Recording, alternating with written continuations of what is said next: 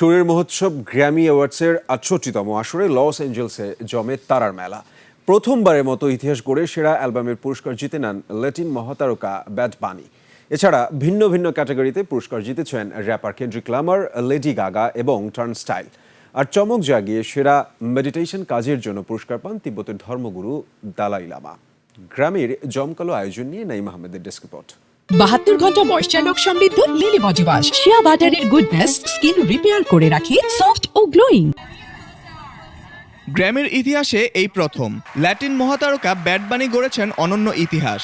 তার Spanish album David ইরার মাস photos জিতে নিয়েছে অ্যালবাম অব দ্য ইয়ার খেতাব। সম্পূর্ণ স্প্যানিশ ভাষায় গাওয়া কোনো অ্যালবামের জন্য এটিই প্রথম স্বীকৃতির পালক।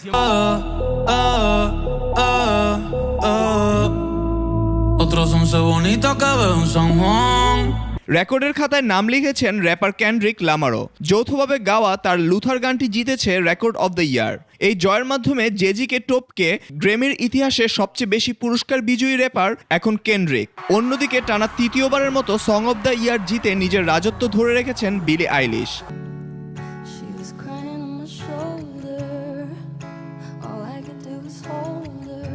এবারের গ্র্যামিতে চমক ছিল আরও। সেরা নতুন শিল্পী হিসেবে বাজিমাত করেছেন অলিভিয়া ডিন।